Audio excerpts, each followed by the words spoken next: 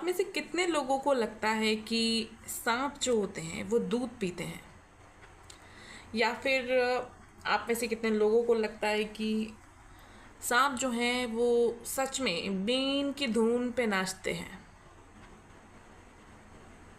Hello, this is सारस और आज मैं इसी विषय पे बात करने वाली हूँ, सांपों को लेके जो मान्यता है, जो मिथ्स हैं, जो स्टोरीज़ हैं, उन पे थोड़ी हम साइंटिफिक जो अप्रोच है उसको ध्यान में रख के बात करेंगे। और वैज्ञानिक दृष्टिकोण क्या कहता है, सांपों से संबंधित जो चीज़ें चलती आ रही हैं धर्म के नाम पे या मान्यताओं के नाम पे, उस पे बात करेंगे। तो सबसे पहले मैं बता दूं कि दुनिया में 6 तरह के जीव होते हैं। हम 6 के 6 पे बात नहीं करेंगे, हम 2 तरह के मैं आपको एग्जाम्पल दूंगी और उसके आधार पे मैं आपको बताऊंगी कि क्यों सांप जो है वो दूध नहीं पी सकता।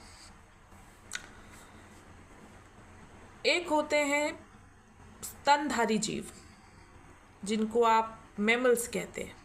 ये वो जीव होते हैं जो बच्चे को जन्म देते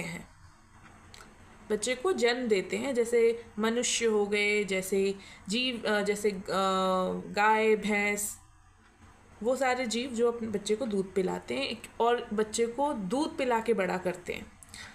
फिर दूसरे होते हैं रेप्टाइल्स वो जीव होते हैं जो अंडे देते हैं, बच्चे नहीं, जन्म नहीं देते, अंडे के फॉर्म में वो अपने बच्चों को जन्म देते हैं, जैसे स्नेक्स यानी सांप, या फिर क्रोकोडाइल मगरमच्छ, या फिर आप जैसे छिपकली एग्जाम्पल के तौर पे।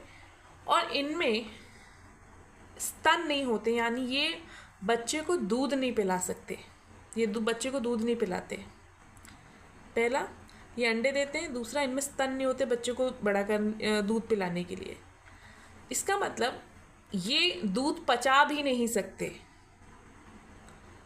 क्योंकि प्रकृति किसी भी जीव को अनावश्यक रूप से ऐसी कोई चीज़ नहीं देती जिसकी उसको ज़रूरत नहीं। सांप जो है उसमें ना स्तन नहीं होते, ना ही वो दूध कंज्यूम करता है, इसीलिए उसके दूध पचाने वाले एंजाइम भी उसकी बॉडी में नहीं होते।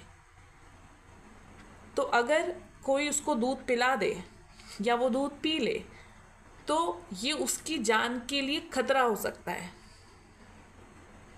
अब बहुत से लोग कहेंगे कि भाई हमारे यहाँ तो नागपंचमी के दिन वो सपेरा लेके आता है तो हम तो पिलाते, तो पी लेता है। वो इसलिए पी लेता है क्योंकि उसके दांत तोड़ के उसको कई कई दिनों तक भूखा और प्यासा रखा जाता है। अब उसके सामने जो ऑप्शन अवेलेबल होता है वो उसको उस पर टूट पड़ता है, उसको वो प्यासा है बहुत दिनों का, इसलिए वो पी लेता है उस दूध को। लेकिन उस समय तो उसको हो सकता है आपको लगे कि ठीक है, लेकिन वो दूध उसके लिए ठीक नहीं है। हो सकता है कि बाद में उसकी जान भी चली गई हो या उसको और किसी और तरह की तकलीफ हुई हो। दूसरा, बहुत से लोगों को लगता है, फिल्मों से भी हमने यही सब सीखा है कि वो बीन पे नाचता है। बीन पे नहीं नाचता, क्योंकि वो सुन इतना धीमा सकता है, वो इतना धीमा सुनता है, और जो बीन की आवाज़ होती है वो बहुत तेज़ होती है, और जो सांप होते हैं वो बहुत धीमा सुनते हैं। लगभग ये समझिए कि वो धमक से अपना खतरा पहचानते हैं। और वो अगर आप बीन पे उसको ऐसा सा नाचता हुआ देखते हैं तो वो नाच नहीं रहा होता, उसके दांत टूट चुके हैं, अब वो खतरा नहीं है किसी के लिए, उसके पास किसी को डराने के लिए कुछ है नहीं।